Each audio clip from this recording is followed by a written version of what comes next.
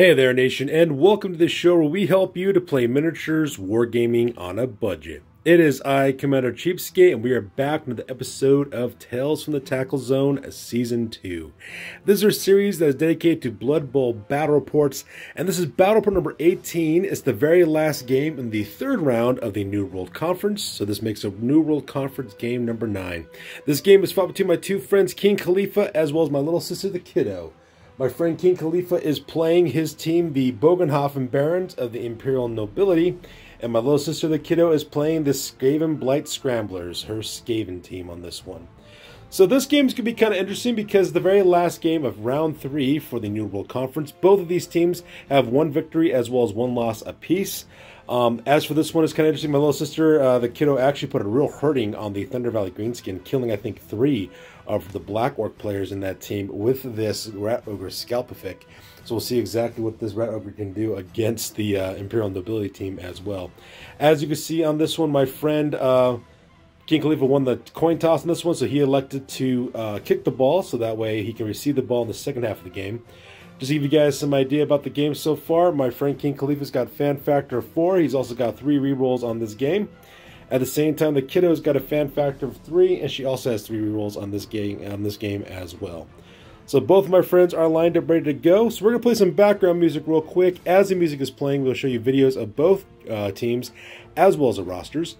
If you want to see exactly what these teams are bringing for this battle report, go and pause and take a look at your own leisure. So that being said, let's get this battle report on a roll.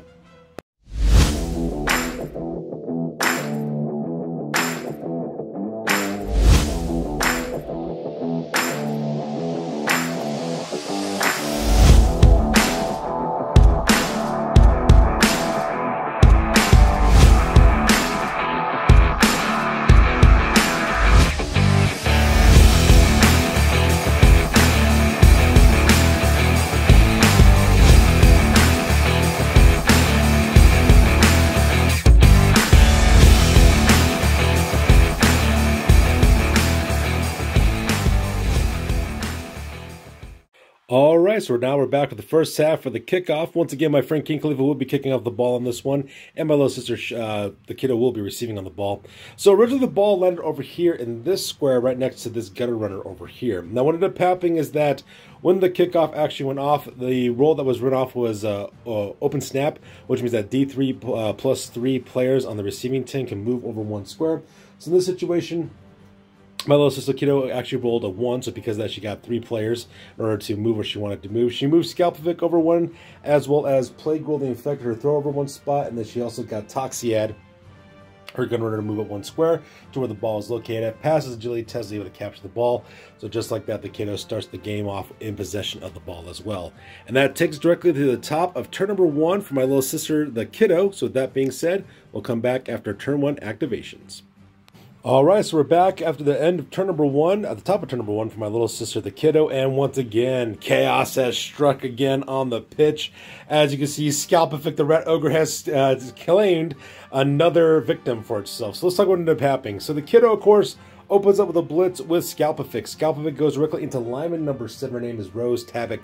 Managed to hit her with a part of a blitz action. Not only does he manage to hit her, and also got a power result as well. Also broke through her armor and put a badly injury on her.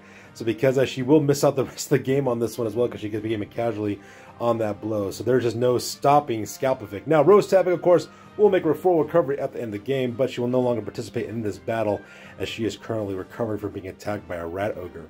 Now, the Rat Ogre, of course, keeps on moving with the rest of his moon allowance, going directly past the line of scrimmage.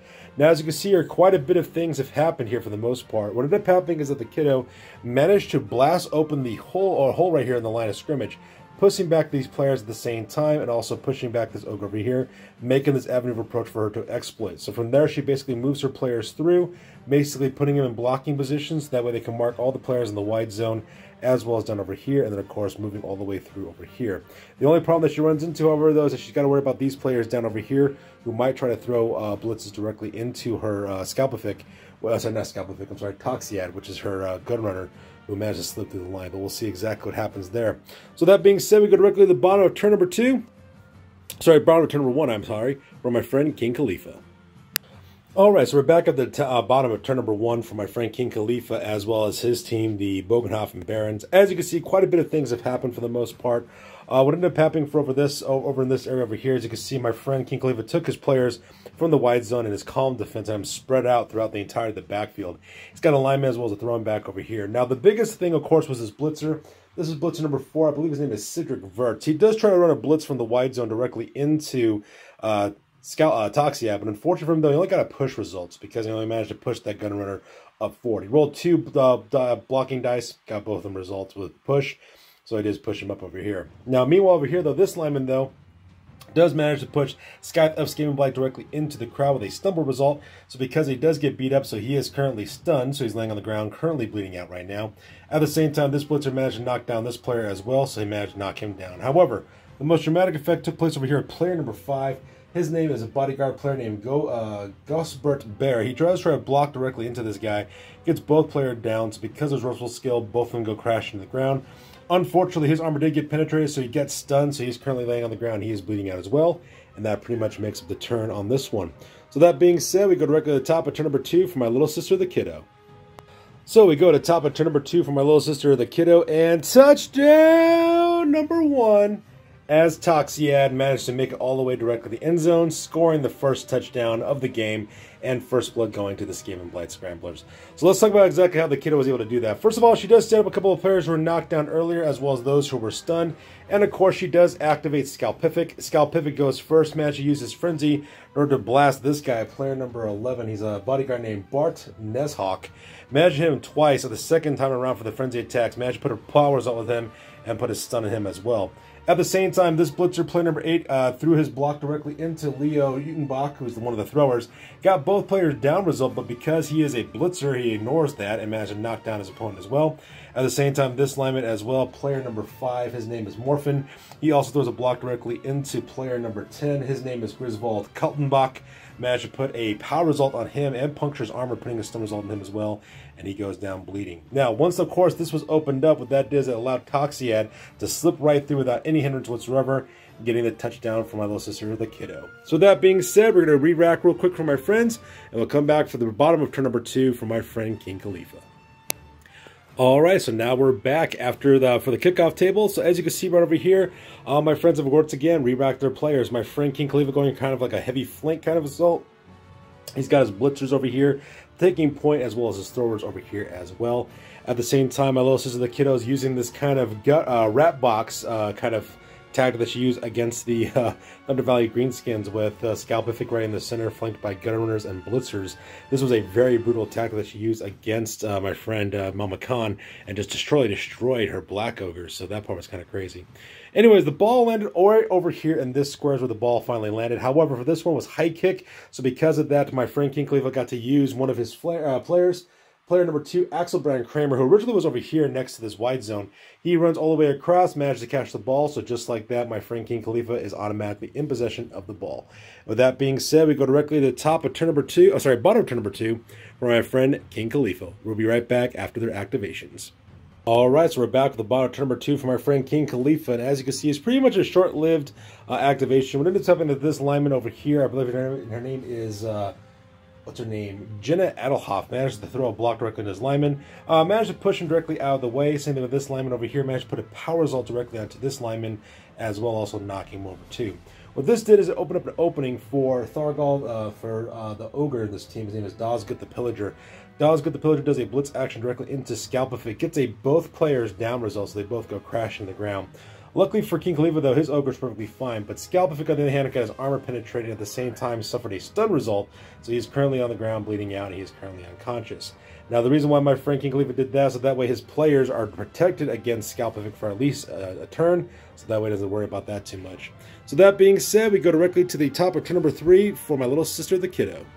Alright, so we're back from my little sister, the Kiddo, turn number 3. As you can see, some dramatic things have occurred at this point. First off, what ended up happening is that my little sister sent in a couple of her linemen, as well as her blitzer, and a gunner runner swarming through this big giant opening that was right here in the lines, heading directly towards the 2 throwers on this side of the pitch as well. At the same time, she also managed to push over one of the linemen back over, and at the same time, pretty much mark these players over here in the wide zone. just to make sure that they don't go anywhere as well. Now, my buddy King Khalifa does have some options open to him. He could, of course, throw his ball if he wants to. The only problem is he's got a lineman he's got to worry about over there. But, you know, his chances are still looking pretty good. He could probably get out if he really tried.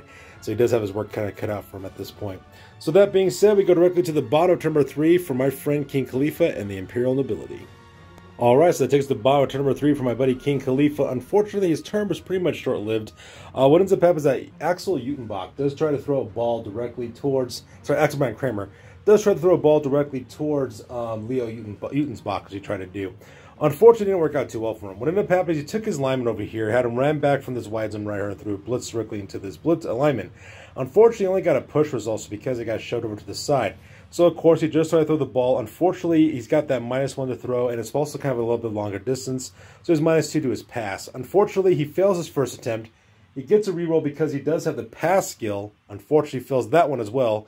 Burns up one of his rerolls in order to try it again, and it doesn't work out. So because of the ball does miss, it scatters right over here, right in front of this blitzer, as well as right next to this gun owner. So it's in, you know, dangerous territory over there. And that pretty much caused immediate turnover for my friend King Khalifa. So with that being said, we go directly to the top of turn number 4 for the Skaven and my little sister, the Kiddo. All right, so we go directly to the top of turn number 4 for my little sister, the Kiddo, and touchdown number 2, as she managed to score another touchdown with her gun runner, Toxiad. So let's go ahead and talk about exactly what ended up happening. So player number 4 is a blitzer named Amamage.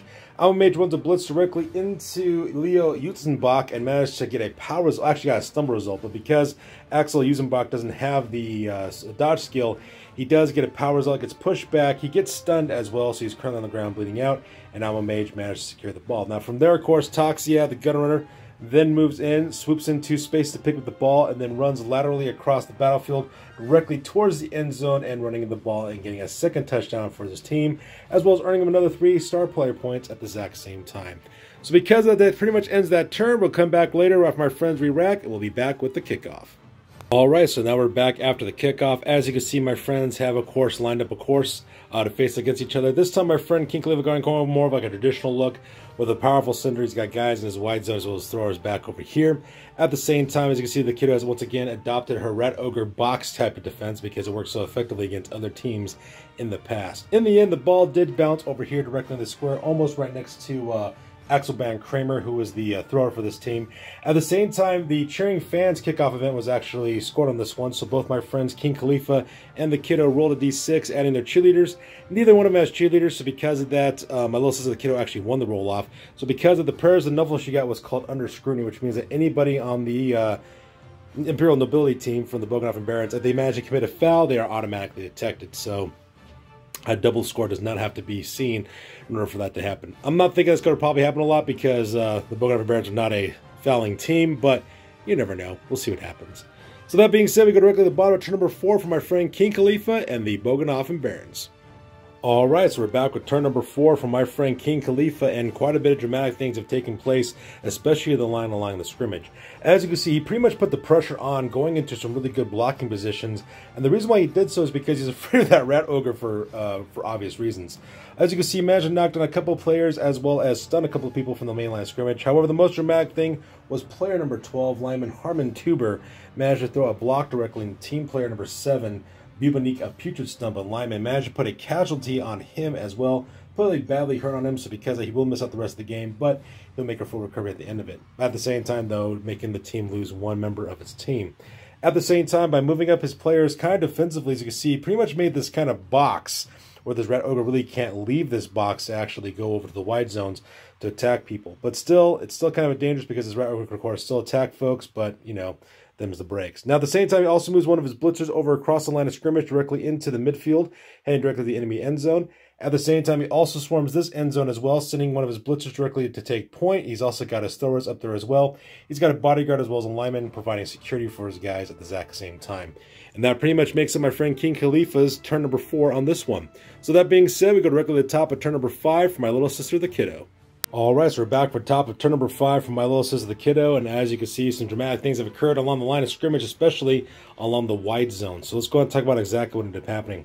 So first of all, the Kiddo decides to move in Scalpafic. Scalpafic does a blitz directly all the way across to the wide zone, Going to player number 4, he's a blitzer named Cedric Verts. Using his frenzy ability, he actually managed to push him once, and then, of course, push him again a second time directly into the crowd. The crowd, of course, cracks his armor and puts a casualty on him, putting a badly hurt result on him as well. So he does go to the casualty box. He will not be participating for the rest of the game because he's currently hurt, and at the same time will make a full recovery at the end of the game. So just like that, 2 members of the Bogenhafen Barons are down. Taken out by the same guy of all things, which is a Rat Ogre, which is kind of crazy.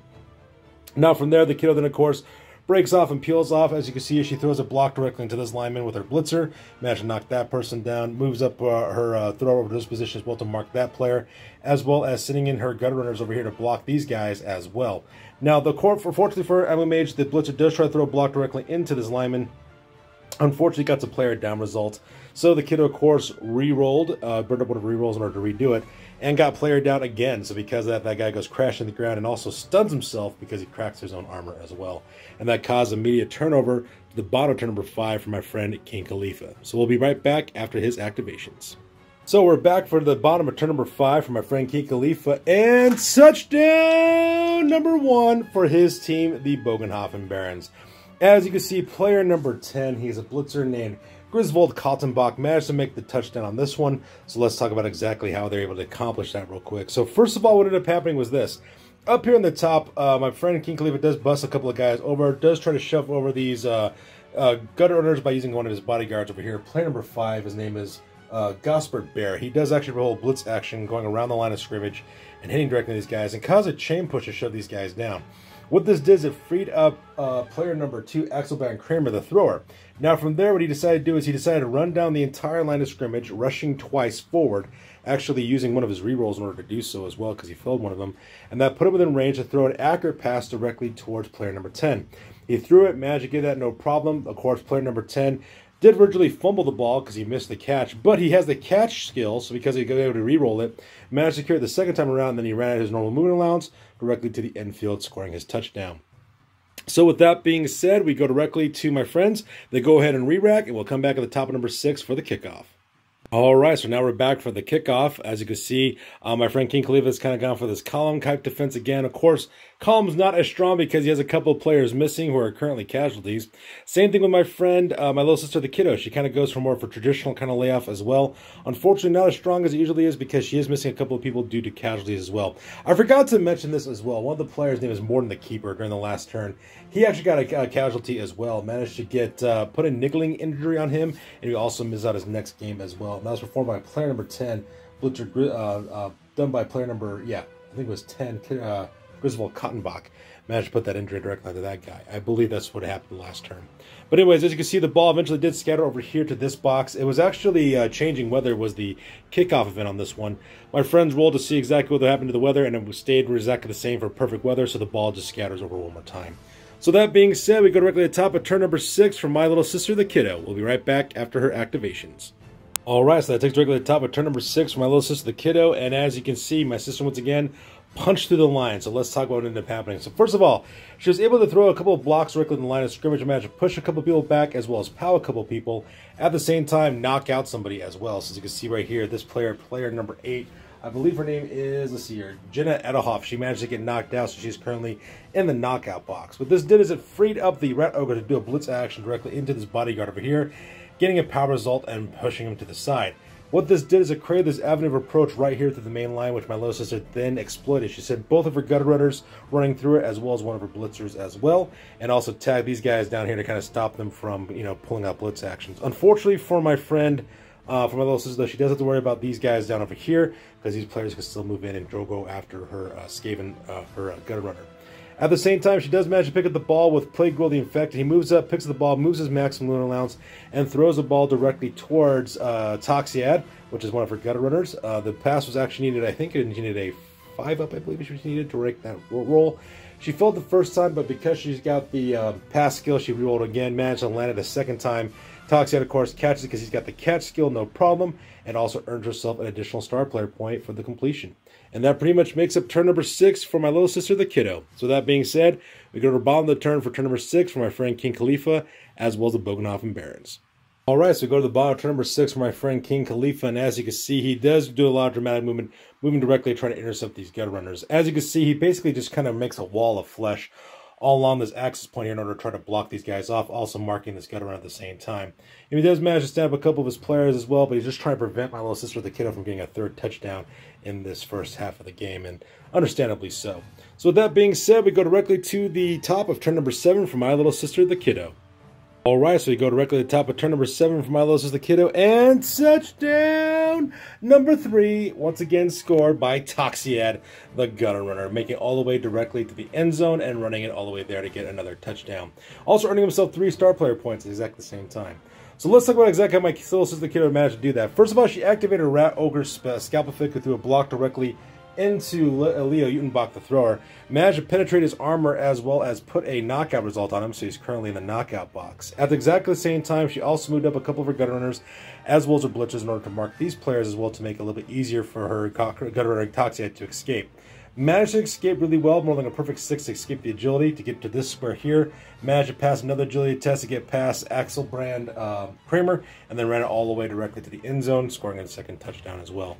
And that pretty much makes up the turn for this one. So with top of turn number 7 over with, my friends re-rack for the first half, and we'll come back to see exactly what happens for the kickoff. Alright, so now we're back after the kickoff. As you can see, both my friends' teams have lined up. My little sister, the kiddo, has once again gone for that Rat Ogre kind of cage kind of defense. Unfortunately, not as many players left because she's got so many casualties. Same thing with my friend King Khalifa. He's got his guys lined up in kind of like a heavy flank, but not so much because he's also got casualties as well.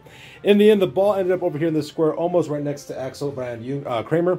And the reason why is because the event on this one was once again changing weather. Once again, my friends rolled for the changing weather. Ended up being another perfect condition, so the ball scattered one more square closer towards the thrower. And that pretty much makes up the kickoff. So with kickoff over with, we go directly to the bottom of turn number 7 for my friend King Khalifa. Alright, so that takes directly to the bottom of turn number 7 for my friend King Khalifa, and a lot of things have occurred on the line of scrimmage. So first of all, he does just go full-blown assault across the line of scrimmage. Imagine knock out two of my little sister's linemen, managed to put stun results on 2 of them, managed to pow another one as well. At the same time, also running a blitz with his Ogre, Dozgot the Pillager, managed to put a pow result directly on this blitzer as well. Also snuck in a couple of bodyguards through so that way they can mark these players here.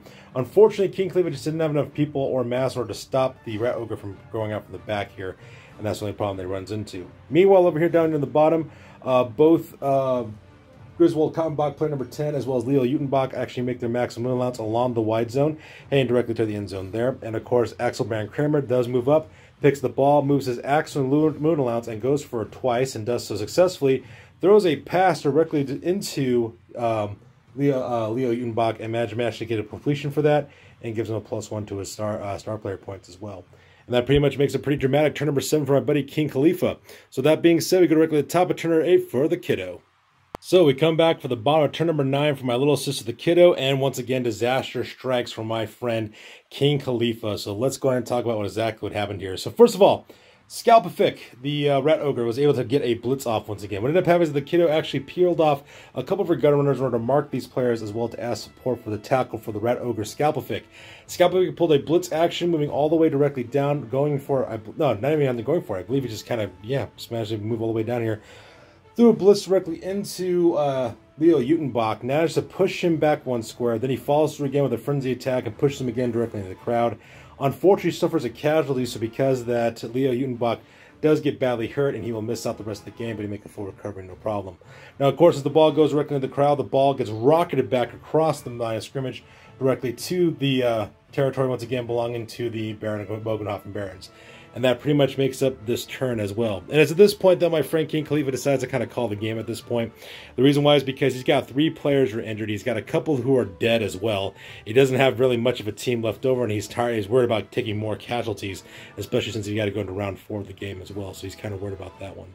So because of that, pretty much ends a premature ending for this one, but a victory for my little sister, the kiddo, with a score of 3-1 in favor of the Skavenblight Scramblers. So with that being said, we go directly to the after action report because this battle report is now officially over. That's it, man. Game over, man. It's game over. Alright, now it's time for the after action report. This is the part of the battle report we talk about what went well, what went poorly, and what we can learn for the next time that we do battle. This is the after action report for battle report number 18, New World game number 9, and this one ended up being a victory for my little sister, the kiddo. So first of all, let's go and talk about King Khalifa's team, the Bogenhafen Barons. For injuries, he suffered 3 injuries in this game. All 3 players were badly hurt. Those were thrower number 2, Axelbrand Kramer, blitzer number 4, Sigrid Wirtz, and lineman number 7, Rose Tavik. And all 3 of those characters made full recoveries, so no harm, no foul there. For advancements, none of the members of this team advanced at this time, and from their winnings, they managed to secure 45,000 gold pieces from this game. When combined with the treasury of 20,000 gold pieces, they ended up with a grand total of 65,000. In which case, King Khalifa decided to store all 65,000 directly into his treasury. He didn't recruit anybody at this time, nor did he gain any inducement, and at exactly the same time, it has no change in his dedicated fan base, so he still has 2 dedicated fans. He also doesn't score any league points on this one, so he is currently at 4 league points in total. His new record now is at 1 win and 2 losses, and his team value is still at 1,100 points. So let's talk about my little sister's team. The Skavenblight Scramblers are the ones who won this game. For injury, she actually suffered 2 injuries on this one. Lineman number 7, Bubanik of Putrid Stump. That was badly hurt, but he makes a full recovery, so no harm, no foul there. However, lineman number 9, Morton the Keeper, got seriously injured, so he suffers a niggling injury, as well as he will miss out his next game as well. So because of that, he will not be participating in that one. Now for advancements, Gunner number 12, Toxia did choose the block skill, managed to increase his value by 20,000 gold pieces. And for the winnings on this one, my little sister the Kiddo earned 65,000 gold pieces, and when combined with the 35,000 she had in her treasury, gave her a grand total of 100,000 gold pieces in total. With those 100,000 gold pieces, she recruited 2 more linemen. Lineman number 6 named Morshock the Insane, as well as lineman number 10, Bodite of Hellpit. Both those players cost 50,000 gold pieces, so it zeroes out her gold allowance. Now for inducements, she didn't purchase any inducements at this time, but she did increase her dedicated fan base by 1, giving her 3 dedicated fans in total.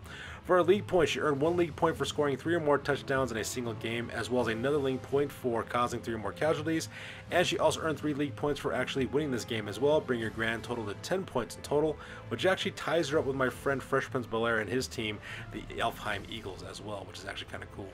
Now, her new record now is at 2 wins and 1 loss, and her new team value now is at 1,135 points. So that's good for this week, guys. As always, please feel free to like, comment, and or subscribe. Your guys' input is invaluable to us as always. Also, check us out on Facebook, Instagram, as well as blogger.com for all the latest and greatest hobby news related to this channel. That's good for this week, guys. We'll catch you guys next one. Peace out and stay classy.